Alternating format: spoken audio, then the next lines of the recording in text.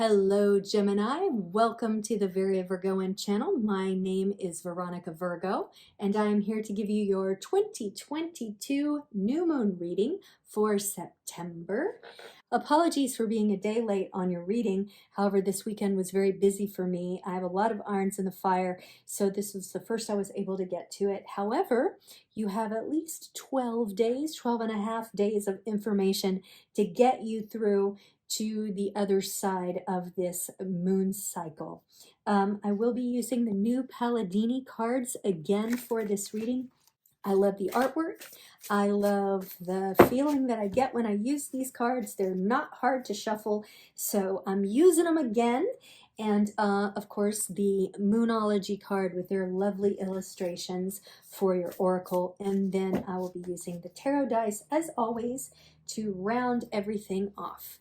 As for the new moon reading, new moons represent a new cycle, starting over, wiping the slate clean, potential, moving forward, invocation building, all those sorts of exciting possibilities. So that's what I want you to keep in mind as we go forward with this reading. This will be a 3-card reading regarding your immediate past, your present, or your recent past, excuse me, your present, and your immediate future. So let's get started. Gemini. Wow, what a card to start off with. It's the Star card. And the Star card is probably one of the best cards to start with, which is such an improvement over your reading for the last moon cycle, which was a little tough, I have to admit.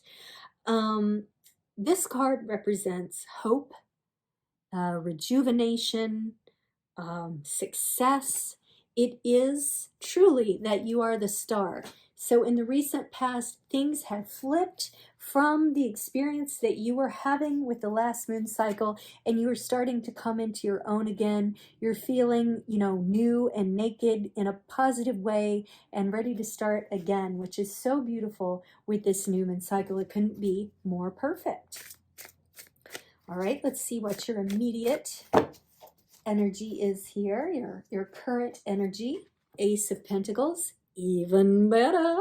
So all aces represent new beginnings, and pentacles have to do with abundance, prosperity, opportunities, that sort of thing. It may be that you're thinking about launching some sort of new business or venture that is, filled with ideas. This card embraces Virgo, Capricorn, and Taurus. So things associated with ideas, things of a material nature. It could be an artistic project that you are making. I don't know why I'm rubbing my hands together, but maybe you're working with clay or some sort of tactile thing. So if you are an artist, I think this is a really great time to possibly, expand that idea, to take it to the public, to show people what you've made. And it doesn't necessarily have to be a tactile thing. It can be something you created from your mind, Gemini, because you are an air sign and you're intellectual. You do writing and communication very well. So this could be something that you bring to the world that is an idea. Okay. Wow, this is so great. The last few readings I've been doing, I've only had one that was a little bit negative, and everybody else is just, oopsie, knocking it out of the park. So final. Nothing is final, truthfully. Everything is able to be changed, but final card is the Knight of Cups. Now, cups are relevant to love, relationships, emotions, that sort of thing. And the Knight is a dreamy kind of guy, or a dreamy kind of gal, or a dreamy kind of they. They're an idealist. They're very romantic. They're being very contemplative there, holding up the cup that is very full, ready to take a drink. So I cannot tell you how much your potentiality has flipped, Gemini. It's almost like you had to go through the fire there last week or not last week, 2 weeks ago, to get to this place that kind of opened up the floodgates. It's almost like by dealing with your health, now you're in a place where you can be creative and you can access those parts of you that maybe had grown a little dormant. Oh, whoops, before I do that, I have to do your Moonology. My goodness, I'm just jumping the gun here. All right. Oh, this is one of those where it's pulling too. I had this for Virgo too. All right, so a time for healing, and your commitment is being tested. So the healing is going to come through creation. That definitely, like, keep taking care of yourself, keep taking care of your health, but this creative impulse that you're feeling these next 2 weeks is going to do years, I'm serious, like years worth of healing for you. Now, as for the commitment being tested, this could be in relation to a relationship, but it doesn't have to be. What it can be is your commitment is being tested to follow through with this. Like, okay, so you're improving your health. Now, are you going to follow that through and be creative? Or are you going to celebrate because you only, went vegetarian for 1 day, and so now it's like bacon for the next 2 weeks? Are you going to commit to renewing your strength, your the word I heard was profundity, and I don't know why that came to me, but maybe that means something to someone. Like, you're finding profundity in healing yourself, so you're going to commit to that.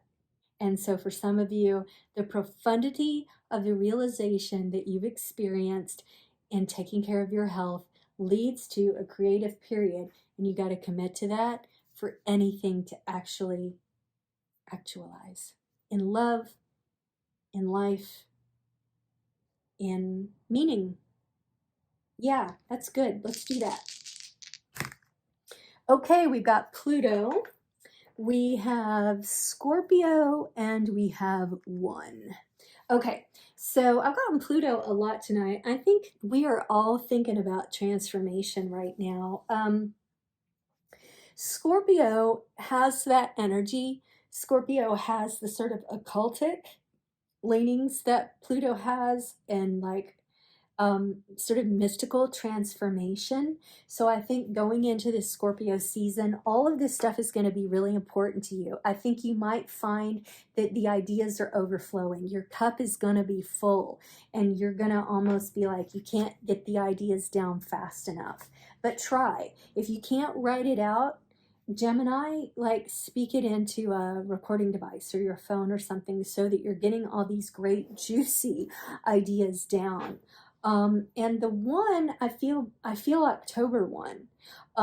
October 2 is when we actually go out of the Mercury retrograde, and I think the faucets are gonna fucking turn on around October 1, and you're gonna be off to the races. Like, dip all those cups in the water. Like, just feel it sensually. Feel this creative energy as sensual, because it is. Like, you're really connecting to that, like, that Scorpio type of sexy creativity. That's the best way I can describe it. And it's gonna start here in a few days, so get yourself ready physically. Get yourself physically ready, because it could exhaust you, or it could enliven you, and I would prefer it be the latter, and I think you would too, Gemini. So what a great reading, and very exciting. If you have a partner, take the time to, like, loop them into this. They may be charged in whatever way you want to interpret that by your creativity. So there we go, Gemini. I hope you enjoyed that reading. If you did, please like, comment, and subscribe. Also, share it on your social media. I would so appreciate it. And I'll be back with you in a few days to do your October overview. Until then, I'll see you on the flip side.